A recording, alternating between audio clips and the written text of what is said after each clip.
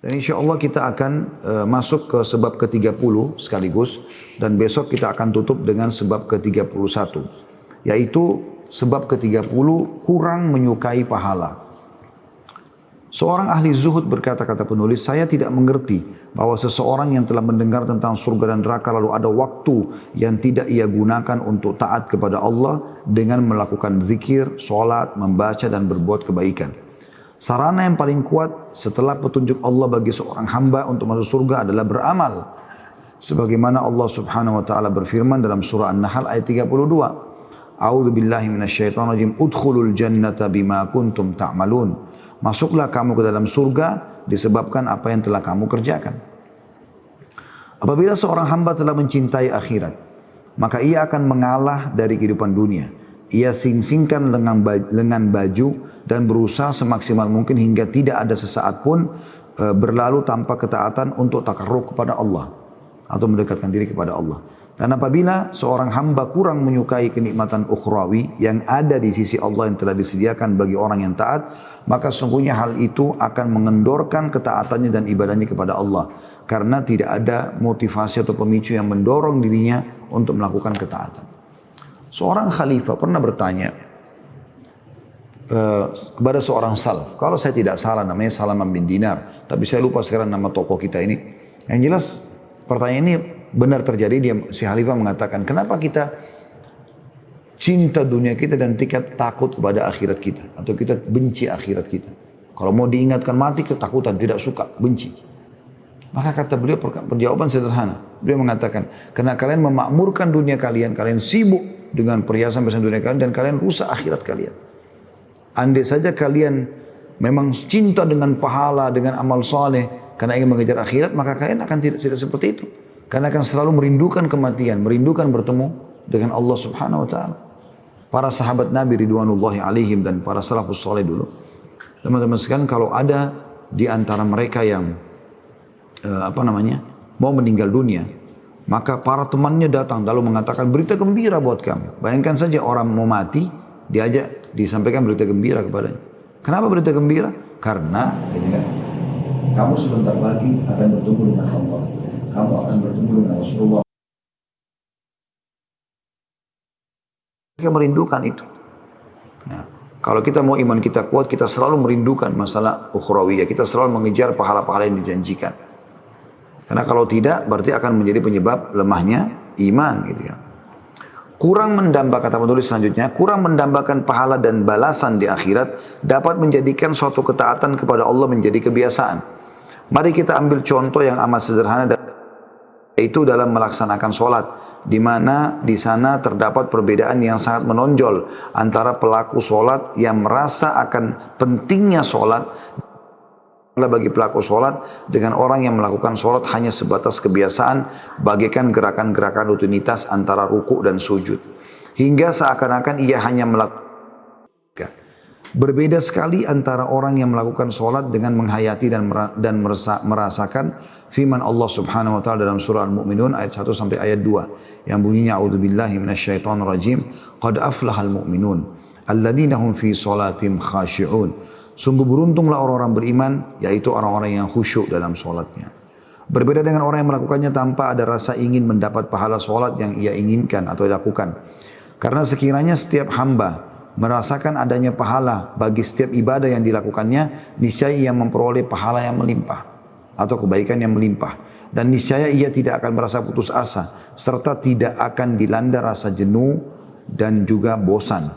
Dari Ma'qal ibn Yasar radhiyallahu anhu ia berkata, Rasulullah SAW bersabda, ibadatun fil haraji wal fitnati kahijrati ilayya. Melakukan ibadah saat banyaknya pembantaian dan cobaan adalah bagikan melakukan hijrah kepadaku. Imam Nawawi Al-Manawi mengatakan, yang dimaksud dengan bagikan melakukan hijrah kepadaku adalah besar pahalanya. Besar pahalanya sama dengan pahala berhijrah. Dan barang siapa menyadari adanya pahala, karunia dan kemurahan di sisi Allah SWT bagi si pelaku ketaatan, maka akan terasa ringan baginya untuk melaksanakan kewajiban-kewajiban agama. Dan barang siapa yang mengabaikan hal tersebut, maka ketaatan akan terasa berat untuk ia lakukan. Bahkan ia akan meninggalkan ketaatan itu. Sudah sepatutnya bagi orang yang multazim atau orang yang istiqamah di agama Allah mempunyai banyak ibadah dan banyak perbuatan-perbuatan lain yang dapat mendekatkan diri kepada Allah SWT, karena dia adalah orang yang berilmu dan berpengetahuan, oleh karena itu harus banyak beramal. Jadi paragraf-paragraf yang disampaikan sebenarnya ini, terutama hadis yang disampaikan terakhir ini ya, yaitu ibadah di saat banyak pembantaian, ya, banyak orang melakukan fitnah, banyak orang melakukan maksiat, ya. Kayak di zaman kita sekarang begitu, merajalelanya orang tidak berhijab, ya, malasnya orang sholat, diskotik, bar di sana sini dan segala macam. Itu kata Nabi SAW, justru kalau pada saat itu Anda dekatkan diri kepada Allah SWT, pahalanya sama dengan hijrah bersamaku, atau sama dengan hijrah menuju ke aku, kata Nabi SAW. Jadi setiap muslim supaya imannya terus bertambah, dia harus selalu memahami dan menargetkan apa yang sedang dia kerjakan, ya. Pahala apa yang sedang disitu dia jadikan sebagai target utamanya. Dan usahakan cari yang paling afdal. Ya, saya pernah sampaikan kiat-kiatnya ya. Pertama sekali kalau Anda mau mengerjakan sebuah ibadah, baca dulu keutamanya. Kayak ingin sholat duha, baca keutamaan sholat duha. Setelah selesai Anda pahami itu, Anda amalkan. Walaupun dimulai dengan 2 rakaat dulu. Tapi jangan pernah berhenti dan puas dengan 2 rakaat itu. Usahakan setelah mulai berjalan, Anda tekankan lagi kepada hal yang lebih afdal, 4 rakaat misalnya. Sudah berjalan, Anda tekankan lagi ke 8 rakaat. Sudah berjalan, Anda tekankan lagi ke 12 rakaat. Kalau sudah sampai pada tingkat yang paling afdal, maka tinggal Anda istiqomah. Anda tinggal konsisten sampai meninggal dunia. Maka ini tahapan-tahapan yang harus dilakukan. Sehingga kita selalu terbawa dengan target yang kita ingin kejar dari pahala terbaik dari ibadah yang sedang kita kerjakan. Kata penulis, maka wahai orang-orang multazim, orang yang coba istiqomah di jalan Allah, jangan sampai kamu kurang minat untuk melakukan satu amal kebaikan dari sekian banyaknya amal-amal kebaikan yang dapat lebih mendekatkanmu kepada Allah. Sebab jalan menuju Allah itu sangat jauh, membutuhkan bekal yang cukup, dan bekalnya adalah ibadah.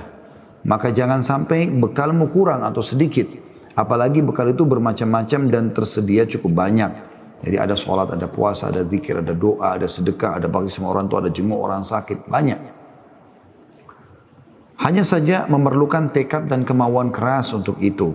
Dan jadilah engkau sebagai salah satu di antara orang-orang yang telah Allah sebutkan di dalam surah Al-Anbiya ayat 90. A'udzu billahi minasyaitonir rajim. Innahum kanu yusari'una fil khairati wa yad'unana ragaban wa rahaba. Sesungguhnya mereka, maksudnya di sini adalah orang-orang yang sebelum kita. Ya. Nabi Ayub alaihissalam sama keluarganya, ya, yang akhirnya Allah SWT angkat permasalahan dalam hidup mereka. Nabi Zakaria yang akhirnya Allah karunia anak walaupun setelah sekian lama, puluhan tahun istrinya mandul. Sesungguhnya mereka adalah orang-orang yang selalu bersegera dalam mengerjakan perbuatan-perbuatan yang baik. Dan mereka berdoa kepada kami dengan harap dan cemas. Kesempatan masih terbuka lebar untukmu wahai saudaraku, dan perbekalan ada di hadapanmu. Maka janganlah engkau sia-siakan kesempatan itu dan dengarkanlah apa yang disabdakan oleh Nabi SAW. Man shallal fajra fi jama'atin, thumma qa'ada yadhkurullah hatta tatlu asy-syams, thumma shalla raka'ataini kanat lahu ka ajri hajjatin wa umratin tammatin. Barang siapa yang melakukan salat subuh berjamaah, kemudian ia duduk untuk mengingat Allah hingga matahari terbit, kemudian ia salat 2 rakaat. Maksudnya salat di sini duha, ada juga mengatakan salat disilakan dengan syuruk ya. Maka baginya pahala seperti haji dan umrah sempurna, gitu kan. Kalau seseorang merenungi ini dengan keimanan, ya, dan dia tekankan dirinya untuk mengejar target itu, bagaimana setiap hari dia bisa dapat pahala haji dan umrah sempurna, hanya duduk dari subuh sampai terbit matahari, maka tentu dia tidak akan sia-sia. Tentu ini sunnah ya, bukan paksaan. Minimal Anda kalau sunnah ini kerjakan walaupun cuma sekali seumur hidup. Kalau Anda bisa kerjakan setiap hari sangat bagus. Maka kita mengejar target terbaik ini dan kita jadikan sebagai program. Insya Allah kalau Anda sudah mulai mengerjakan sebuah kebaikan, nanti dia seperti bola salju. Bahkan lama-lama kita seperti orang ketagihan. Orang sudah kalau komitmen mengerjakan sekian tahun sholat duha, nggak enak lagi kalau nggak sholat duha.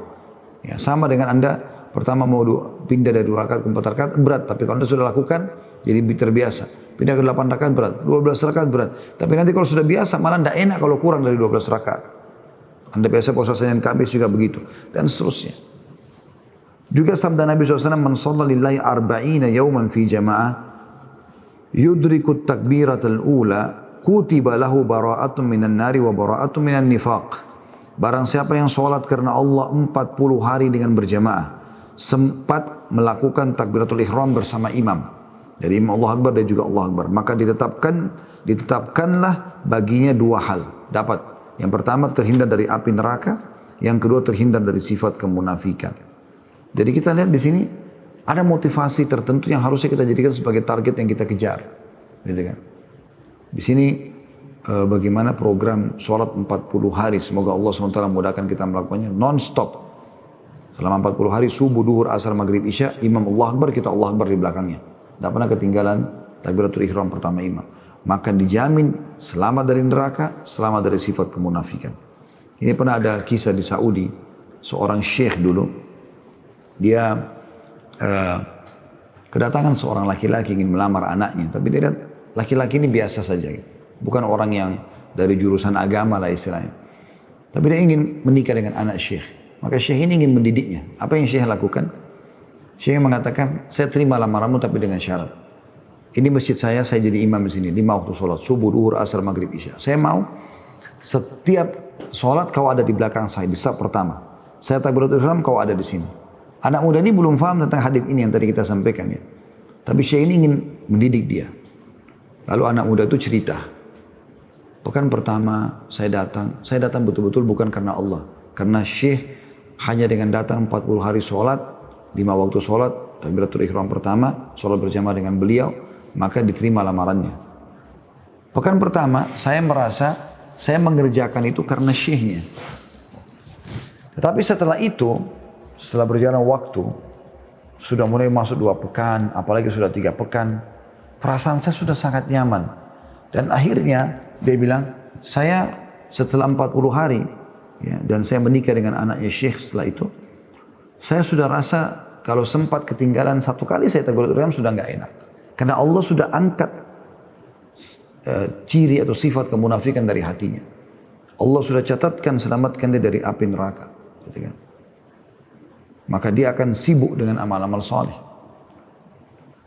Juga hadits Ummu Habibah contoh yang lain.